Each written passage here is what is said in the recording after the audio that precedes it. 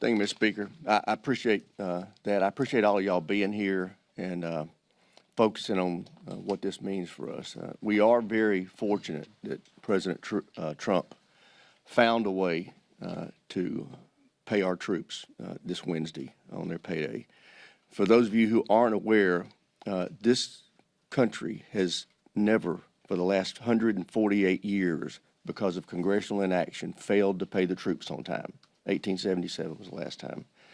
That would have happened this Wednesday, but for what President Trump did. I do want you to know that that option is not going to be available in 2 weeks for their next paycheck. We had 2 million service members that were able to get paid this week because of President Trump's creativity.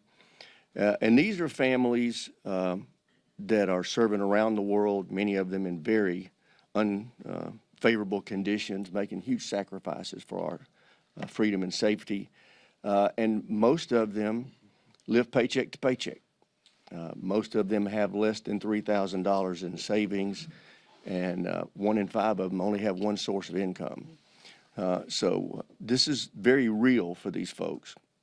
Now, the 500,000 civilian federal employees, they're going to miss their first paycheck next week, and then the rest of them the week thereafter.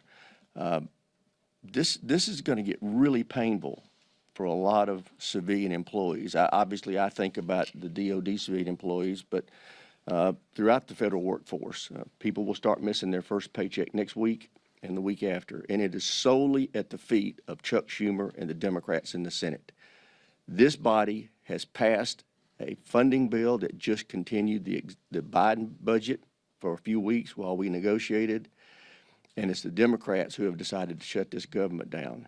Another consequence that we're dealing with, we were just informed last night by the National Nuclear Security Administration, the group that handles and manages our nuclear stockpile, that the carryover funding they've been using is about to run out. They will have to lay off 80% of their employees. These are not employees that you want to go home. They're managing and handling a very important strategic asset for us. They need to be at work and being paid. Other things that some of our civilian and active duty, the active duty employees are having to suffer is they don't get to do routine medical and dental care when they're in a shutdown. They don't have tuition assistance when they're in a shutdown. If you're got a permanent duty change of station that's occurred during the shutdown, you're just stuck.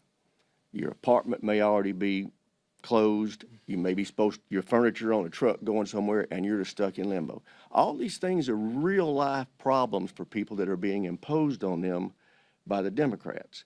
Russia, China, Iran, North Korea, their governments are not shut down. These are the members of the axis of evil that we're having to deal with, and we need our Defense Department operating on all cylinders.